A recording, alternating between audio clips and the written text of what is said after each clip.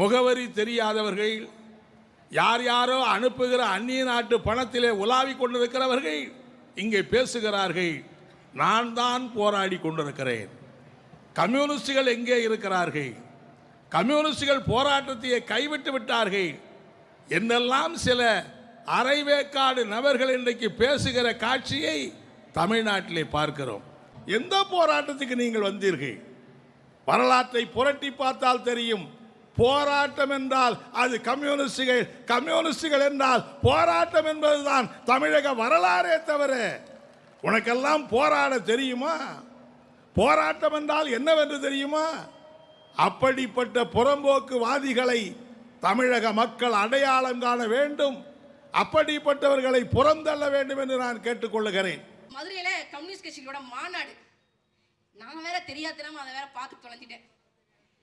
எனக்கு இருக்கிற ஒரு பெரிய நல்ல குணம் என்ன அப்படின்னா, கம்யூனிஸ்டுகளுக்கு நான் தாராளமா மரியாதையை கொடுப்பேன். ரொம்ப நாகரிகமா நடந்துக்குவேன் கம்யூனிஸ்ட்காரங்களோட. அது என்னோட கெட்ட பழக்கம். சில பேர் சொல்லுவாங்க அது ஒரு நல்ல பழக்கம் அப்படின்னு. அவர் சொல்றாரு, போராட்டம்னா கம்யூனிஸ்ட், கம்யூனிஸ்ட்னா போராட்டம் அப்படிங்கிறாப்ல. யாரு? நம்ம மார்க்சிஸ்ட் கம்யூனிஸ்ட் கட்சியினுடைய கே பாலகிருஷ்ணன் ஐயா தான். அது மட்டும் சொல்லியிருந்தா கூட சரி, ஏதோ வயசான காலத்தில் ஏதோ பேசிட்டு போறாரு, நம்ம மன்னிச்சு விட்டுறலாம் அப்படின்னு. எங்கள் அண்ணன் செந்தமிழன் சீமான் அவர்களே ஒருமையில பேசுறாரு. உங்க செங்கோடிக்கு அவ்வளவு பெரிய மரியாதை இருந்தது அப்படின்னா, மார்க்சிஸ்ட் கம்யூனிஸ்ட் கட்சியை சேர்ந்தவர்கள், இந்திய கம்யூனிஸ்ட் கட்சியை சேர்ந்தவர்கள் உங்க செங்கொடியை தூக்கி கொண்டு நாகப்பட்டினத்தில் சிபிசிஎலுக்கு எதிராக போராடிய பனங்குடி கிராம மக்களிடம் போய் உங்க செங்கொடியை காட்டுறீங்களா? அதுக்கு உங்களுக்கு துணிவு இருக்கா? கம்யூனிஸ்டோட கோட்டைன்னு சொல்லிட்டு இருந்தாங்க நாகப்பட்டினத்தை. 4 வருஷமா அந்த சிபிசிஎலுக்கு எதிராக அந்த மக்கள் போராடினாங்க. ஒரு செங்கொடி வரல, பயந்து ஓடிருச்சு. போனது ஒரே ஒரு செங்கொடி தான். அது சாதாரண செங்கொடி இல்ல, புலிக்கொடி. 4 ஆண்டு கால போராட்டம் ஒரே நாள்ல போய் நாம் தமிழர் கட்சிக்காரங்க முடிச்சு வச்சோம்.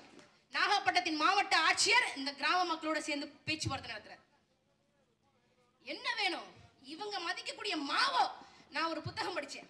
எட்கர் ஸ்னோ, அமெரிக்க ஜேர்னலிஸ்ட், அமெரிக்க பத்திரிகையாளர் எட்கர் ஸ்னோ அவர்கள் வந்து ரெட் ஸ்டார் ஓவர் சீனான்னு ஒரு புத்தகம் எழுதுகிறார். மாவோ பத்தி, மாவோ கூட போராடிய பல போராளிகள் பத்தி, அவங்க போராட்ட நிலங்கள் வந்து எப்படி இருந்தது, அவங்க எப்படி எப்படிலாம் போர் செஞ்சாங்க அப்படிங்கிறத பத்தி ஒரு புத்தகம். அந்த இடத்துல வந்து மாவோ கிட்ட வந்து அந்த எட்கர் ஸ்னோ வந்து கேட்கிறாரு, இந்தியாவில் கம்யூனிசம் எப்படி வளரும் நீங்க நினைக்கிறீங்க? இந்திய கம்யூனிஸ்டுகள் பத்தி உங்களுடைய கருத்து என்ன அப்படின்னு. அதுக்கு மாவோங்க கொஞ்சம் கூட யோசிக்கவே இல்லை. அப்போ கம்யூனிஸ்ட், இந்திய கம்யூனிஸ்டோடைய பிதாமகனாக எம்என் ராய் இருந்தார். எம்என் ராய் நல்லா வாயில பேசுறாருங்க, ஆனா செயல்பாட்டுல ஒண்ணு காணுங்க அப்படின்றார். மாவோவே, கம்யூனிசத்தின் போராளி மாவோவே இந்திய கம்யூனிஸ்டுகளை பத்தி 100 ஆண்டுகளுக்கு முன்னாடி பொழிச்சு துப்பிட்டார். கம்யூனிஸ்டுக்காரங்க வாயில பேசுறதுக்கு சரிப்பட்டு வருவாங்களே தவிர செயல்பாட்டுக்கு சரிப்பட்டு வரமாட்டாங்க. செயல்பாட்டுக்கு சரிப்பட்டு வரமாட்டாங்க. நான் சொல்றேனே, ஒரு காலத்துல இந்த தமிழ்நாட்டுல முதல் எதிர்கட்சியாக இருந்தது கம்யூனிஸ்ட் தான். கம்யூனிஸ்ட் கட்சி தான் தமிழ்நாட்டின் முதல் எதிர்கட்சியாக இருந்தது. ஆனா கழுத தேஞ்சு கட்டருமான காலம் மாதிரி ஒட்டுமொத்த இந்தியாவிலே சிபிஐ கட்சிக்கு, இந்திய கம்யூனிஸ்டுக்கும் மார்க்சிஸ்ட் கம்யூனிஸ்டுக்கும் சேர்த்து 6 எம்பி தான். 543ல 6 எம்பி.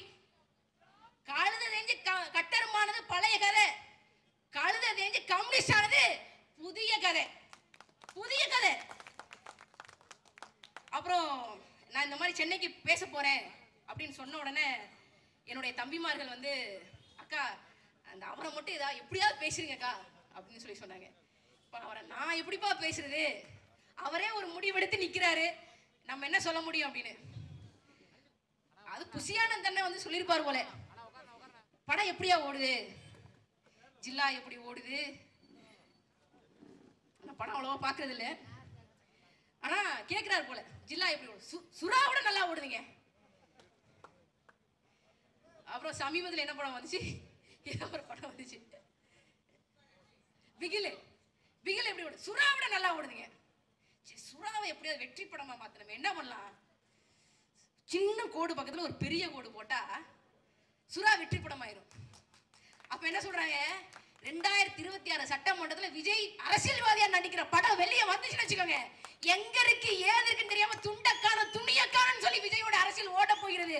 சுறா படம் சரியா இருக்குயா, சூரமொக்கையோட விஜயுடைய அரசியல் வாழ்க்கை மிக மொக்கையாக இருக்கிறது என்று வரும். நாங்க 2019 நாடாளுமன்ற தேர்தல் நிற்கும் போது கமலஹாசன் கட்சி ஆரம்பிச்சாரே அப்படின்னா நான் அப்பையும் சொன்னேன், கமலஹாசன் அரசியல் செய்வதற்கான எந்த தேவையும் அவர் கிடையாது. பணம் இருக்கு, புகழ் இருக்கு, எல்லாமே இருக்கு. அதனால அவருடைய அரசியல் எடுபடாது என்று சொன்னாங்க. அவர் ஏன் அரசியல் கட்சி ஆரம்பிச்சாருன்னு சொல்லி கமலஹாசன் தெரியாது. மக்கள் நீதி மையத்தில் ஏன் நாம போய் சேர்ந்தோம்னு சொல்லி அந்த கட்சியினுடைய பொறுப்பாளர்கள், உறுப்பினர்கள் யாருக்கும் தெரியாது. அதே மாதிரியான நிலைமை நம்ம புரட்சி தளபதி, இளைய தளபதி விஜய் அவர்களுக்கு வரணும். 2009 ஈழ இனப்படுகொலையின் போது வராத விஜய், கதிராமங்கலம் போராட்டத்திற்கு வராத விஜய், பரந்தூர் விமான நிலைய போராட்டத்தின் போது கடைசியாக வந்த விஜய், கன்னியாகுமரியில இயற்கை வளங்கள், பாறைகள் வெட்டி கொள்ளையடிக்கப்படுகிறது கேரளாக்காக, மலையாளத்தனுக்காக தமிழ்நாட்டு இயற்கை வளங்கள் கொள்ளையடிக்கப்பட்டுக் கொண்டிருக்கிறது. அதற்கு வராத விஜய், இங்க இருக்கக்கூடிய ONGC போராட்டத்துக்கு வராத விஜய், நீட் தேர்வுக்கு வராத விஜய், இப்ப வந்து என்ன கிழிக்க போறீங்க? ஒன்னே ஒண்ணுதான். இது திரை பிம்பம், மாய பிம்பம். இந்த மாய பிம்பத்தை உடைச்சி, ஆனா டயலாக மட்டும் மறந்துடாதீங்கன்னு. என்ன டயலாக்? திமுகவுக்கும் தாவேகாவுக்கும் போட்டி. இத மட்டும் வந்து 1000 ரூபாய், 2000 ரூபாய், 3000 ரூபாய்ங்கிற மாதிரி திரும்ப சொல்லுங்க. கமலஹாசனுக்கு இந்த தமிழ்நாட்டு மக்கள் எந்த விதமான அரசியல் தோல்வியை கொடுத்தார்களோ அதே தோல்வியை உங்களுக்கும் கொடுப்பார்கள். எங்களுடைய நல்லது கெட்டதுல இயற்கையான விஷயங்கள்ல வராத உங்களுடைய வருகை, உங்களுடைய அரசியல் ஓய்வு காலத்துல, பென்ஷன் காலத்துல, பென்ஷன் வாங்குற காலத்துல உங்களுக்கு அரசியல் ஆசை வரும். தமிழ்நாட்டு மக்களை ஆள வேண்டும் என்கின்ற எண்ணம் உங்களுக்கு வருமானால் முதலில் துரத்தி அடிக்கப்பட வேண்டியது உங்களை போன்ற பேராசைக்காரர்களை தான் துரத்தி அடிக்கப்பட வேண்டும். உங்களை தான் துரத்தி அடிக்கணும். அவன் பாவையா? விஜய் ரசிகர்கள் பாவையா? பாவம். அவர்கள் நம்ம கிட்ட வருவாங்க. எந்த அரசியலுமே தெரியாது. இது வரைக்கும் ஒரு பிரஸ் மீட் கூட கிடையாது. மக்களை இது எங்க அண்ணன் செந்தமிழன் சீமான் அவர்கள் கூட மாதிரி கட்டி அணைச்சது கிடையாது. மக்களை மக்களோடு நின்று சந்திச்சு அரசியல் செய்யக்கூடிய திராணி படைச்ச ஒரே அரசியல் கட்சி தலைவர் தமிழ்நாட்டிலே எங்க அண்ணன் சீமான் அவர்கள் மட்டும்தான். அவரை மாதிரி உங்களால் அரசியல் செய்ய முடியுமா? இனிமேல் 2026 சட்டமன்ற தேர்தலோட வெறும் திரை கவர்ச்சியை மட்டும், ரசிகர் பலத்தை மட்டும் வச்சு அரசியலுக்கு வர முடியும் என்கின்ற அந்த சரித்திரத்தை அடிச்சு ஒழிப்போம். இனிமேல் எந்த நடிகருக்காவது வந்து நான் எம்ஜிஆர் மாதிரி வந்துருவேன், ஜெயலலிதா மாதிரி வந்துருவேன் எண்ணமே வரக்கூடாது.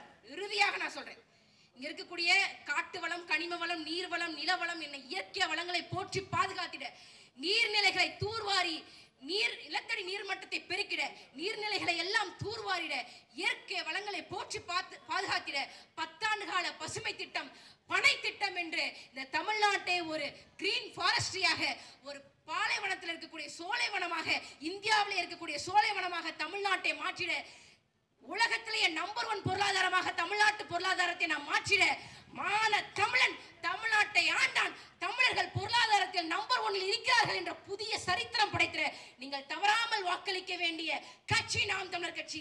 நாம் தமிழர் கட்சி ஆதரித்திடுங்கள். நன்றி, வணக்கம். நாம் தமிழர்.